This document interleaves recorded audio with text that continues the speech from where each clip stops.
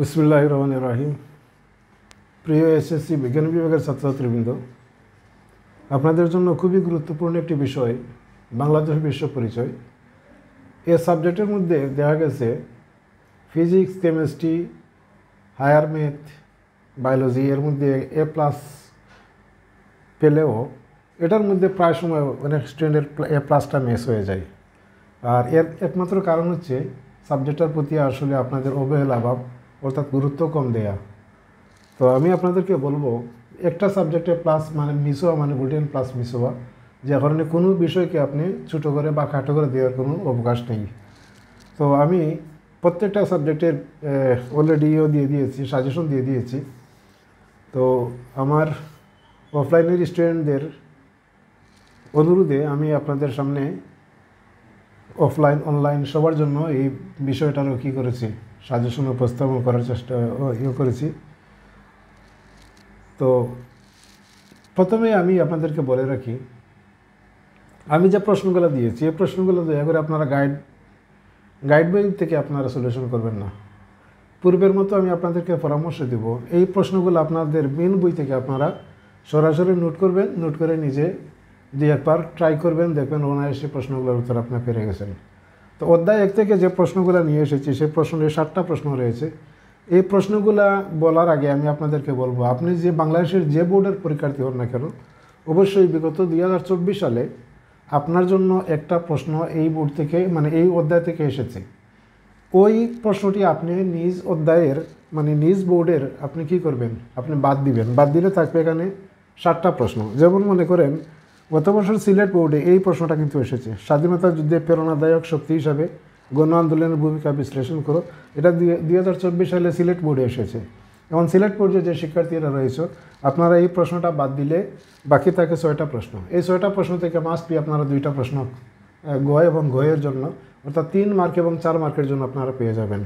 তো আপনাদের করণীয় হচ্ছে, আপনার বোর্ডের যে 24 সালের প্রশ্নটা থাকবে সেই প্রশ্নটা বাদ দেওয়ার পরে যে প্রশ্নগুলো বাকি 6টা যে প্রশ্ন থাকবে এই 6টা প্রশ্ন মেন বই থেকে নোট করবেন, মেন বই থেকে আপনি পড়বেন, গাইড বই ফলো করবেন না। তো আমি আর কথা বলছি না, সরাসরি প্রশ্নে চলে যাচ্ছি। প্রথম প্রশ্নটি হচ্ছে ভাষা আন্দোলনের পটভূমি ও তাৎপর্য। আপনারা জানেন 1952 সালে ভাষা আন্দোলন সংগঠিত হয়েছিল। সেই ভাষা আন্দোলনের পটভূমিটা কী ছিল আমাদের ভাষা নিয়ে, আর তার তাৎপর্যটা কী হয়েছিল। মূলত পাকিস্তানিদের সাথে আমাদের প্রথম এই ভাষা আন্দোলনেরই ইয়ের মাধ্যমেই আমাদের শুরু হয়েছিল কি স্বাধীনতা যুদ্ধের একটি ভূমিকা। সুতরাং ভাষা আন্দোলনই বলা যায় 1972 সালের স্বাধীনতা যুদ্ধের পটভূমি এই ভাষা আন্দোলনই বলা যায়। তো এটা দয়া করে আপনারা মেন বই থেকে ভালোভাবে পড়ে নেবেন। 2 নম্বর হচ্ছে জাতীয়তাবাদের উন্মেষে ভাষা আন্দোলনের গুরুত্ব। এই 2টা প্রশ্নই মূলত ভাষা আন্দোলনের উপরে প্রেক্ষাপটে। সুতরাং এখান থেকে একটা প্রশ্ন যে কোনো বোর্ডে পাওয়ার সম্ভাবনা খুব বেশি। 3 নম্বর প্রশ্নটি হচ্ছে বিভিন্ন ক্ষেত্রে পূর্ব বাংলার প্রতি মানে আমাদের বাংলাদেশের প্রতি পশ্চিম পাকিস্তানের বৈষম্যের প্রকৃতি বিশ্লেষণ করো। তারা যে বৈষম্য আমাদেরকে দেখিয়েছিল সেই বৈষম্যের যে প্রকৃতিটা, সেই প্রকৃতিটা আপনার খাদ্যের ক্ষেত্রে, শিল্প কারখানার ক্ষেত্রে, বিভিন্ন ক্ষেত্রে বৈষম্যের সৃষ্টি করেছিল পূর্ব বাংলার মানুষদের প্রতি। তারই উপস্থাপনা এই প্রশ্নের মাধ্যমে আপনারা দয়া করে পড়ে রাখবেন। এটা খুবই গুরুত্বপূর্ণ, এটা আসতে পারে পরীক্ষার মধ্যে। 4 নম্বর হচ্ছে ঐতিহাসিক 6 দফার গুরুত্ব বিশ্লেষণ করো। ঐতিহাসিক 6 দফা, এটার গুরুত্ব কতটুকু মানে বলে বোঝানো যাবে না, এটা খুবই গুরুত্বপূর্ণ একটা প্রশ্ন। এই 6 দফা মূলত বলা হয় বাংলার স্বাধীনতার বাঙালিদের মুক্তির সনদ। সুতরাং এই 6 দফাটা কী এবং তার গুরুত্বটা কী দয়া করে পড়ে রাখবেন। প্রশ্ন নম্বর 5, 1970 সালের নির্বাচনটা বর্ণনা করো আর এই নির্বাচনের প্রভাবটা কী ঘটেছিল। আপনারা জানেন 1970 সালে যে নির্বাচন হয়েছিল, 71 করে আপনাদের পূর্ব বাংলার আওয়ামী লীগ জয়লাভ করেছিল। তো এই নির্বাচন কিভাবে সংগঠিত হয়েছিল এবং তার প্রভাবে কী ঘটেছিল এটা ভালোভাবে পড়ে রাখবেন। 6 নম্বর হচ্ছে 69 গণ অভ্যুত্থানের পটভূমি বর্ণনা করো। আর লাস্ট হচ্ছে স্বাধীনতা যুদ্ধে প্রেরণাদায়ক শক্তি হিসাবে গণ আন্দোলনের ভূমিকা বিশ্লেষণ করো।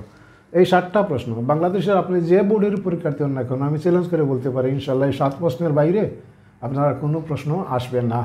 অধ্যায় 1 থেকে 7টা প্রশ্নই আপনার জন্য যথেষ্ট। তবে বিগত বোর্ডে যে প্রশ্নটা এখান থেকে এসেছে আপনি এই প্রশ্নটা এখান থেকে বাদ দিবেন। বাদ দিয়ে বাকি যে 6টা প্রশ্ন আছে আপনার বোর্ডের জন্য এই 6টা প্রশ্ন আমি ভালোভাবে আয়ত্ত করবেন। এর পরবর্তীতে অবশ্যই আমি অধ্যায় 2 এই অধ্যায়টা ওই অধ্যায় থেকে 100% একটা সিকিউ আপনি কমন পেয়ে যাবেন। সুতরাং এই অধ্যায় বাদ দেওয়ার কোনো অবকাশ নেই। সুতরাং এই অধ্যায়টা ভালোভাবে পড়বেন।